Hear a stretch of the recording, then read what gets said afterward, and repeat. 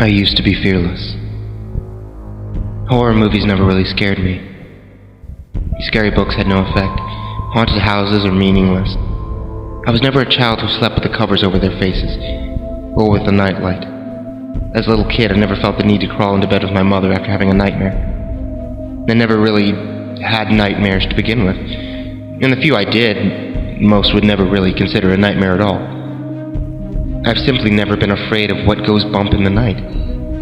Our home security system kept away fears of very real humans with dark intentions, as did our Rottweiler, aptly named Killer. And as for threats outside the home, who could really be afraid in a nice, white, upper-class community?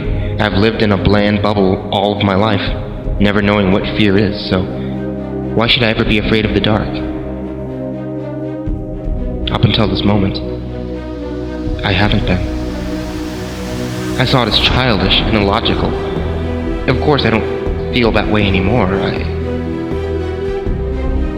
I'm writing this to you now as a warning, because it's too late for me. I know that now, and it's brought on a sort of surreal calm. When I finish warning you, it will be all over, so forgive me if I'm being long-winded. I've enjoyed life a bit more than I was once willing to admit. It all started with what I thought was a virus. I had been linked to a video called Girls and Boys Come Out and Play. It sounded harmless enough. Thought it was an art student's film, perhaps. The people who linked me to the video promised that it was very good, well worth watching. I can't remember the video. All I can remember is the feeling it brought up. It wasn't fear, but it was close. I was uncomfortable.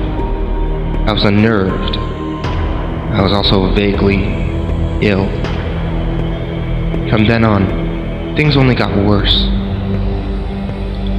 The background on my computer had changed to a picture of a disturbed-looking young woman who stared at me from a blank abyss. Every now and then, and growing more frequent by the day, strange noises would emit from my computer. Even when the sound wasn't on, screaming, strange laughter, grinding noises. At the time I was annoyed. The fear hadn't settled in quite yet. Then the faces started popping up, like those ridiculous screamers that scared my friends in high school. Yet these were different. They looked real. They were the faces of the dead. And they had died violent deaths. I wish I could say that I stopped using the computer, but I couldn't. My job requires me to use my computer frequently. What was I to do? I had no other computer available to me. I tried to take it in to have the virus removed, but no one could help me. They said there wasn't a virus. They said the computer was fine. Meanwhile, it got worse. The faces weren't just popping up, they would stay. And with those horrible, rotted eyes that would hold my gaze, I couldn't look away from them. They were terrible, mocking grins, and oh God, the smell. My computer forever had a vague stench of death around it. Thought I was going crazy. Thought that perhaps someone was messing with me. The people at the computer repair place didn't know what they were talking about. Something was wrong, but the computer repair place didn't know what they were talking about. Something was wrong, but I knew that it had to be something very real, not just something that had to be fixed. So I got a new computer. Everything was fine for a while, but then it all came back, all in full force. Now there were voices. Now they were screaming. Now the rotted faces showed their stinking bodies. I could see every maggot, every fly, every pus-filled crevice. They were calling to me, telling me that soon, very soon, I'd be joining them. They were so angry because I had tried to get rid of them, and now they would make me pay. I didn't know what to do. Ignoring the problem wasn't working. I thought maybe that it was the fault of a friend from work. Perhaps it came from the emails that they were sending me.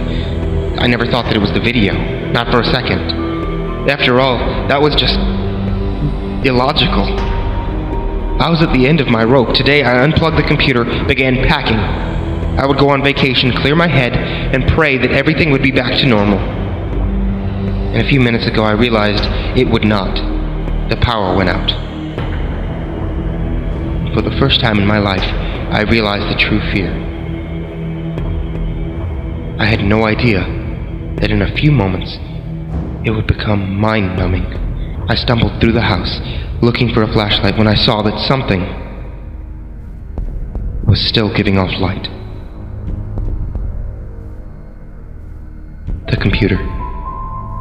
The unplugged computer was still on,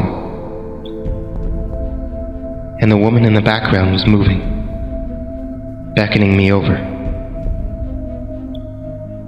I couldn't help myself. I sat down across from her, with the darkness caving in all around me, and then the woman, like all the other images I saw before, began to rot away.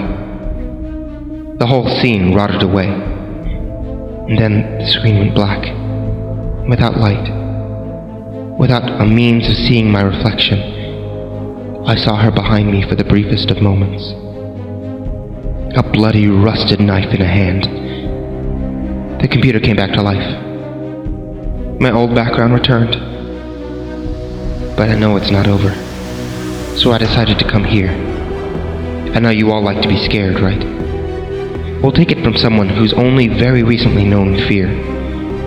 It's not always worth it, and not everything is fun and games. Of course, you probably won't believe me. Why should you? The thing is, I haven't been completely honest with you. There was no video. It was a story quite similar to this one, though with subtle plot differences and perhaps a little better storytelling. I know all of you like stories that might give you a good scare. That's probably why you started reading mine. Now that you've read this, you'll share my fate. I know it's cruel, and perhaps unfair, but it has to be done. I just hope that you can take comfort in knowing that when I'm the woman hunting your computer, I'll be a little more gentle. If I can, I'll use a blade that's a little less dull. Pictures of those who came before us were a little less grotesque. Sounds that are a little less alarming. But then again, you do like to be scared, right? Don't worry. I won't ask you to repost this story 5 times. Nothing will save you. After all, nothing could save me. The power is still out, and I know, behind me, the woman is waiting for me. I'll see you very soon. Goodbye for now.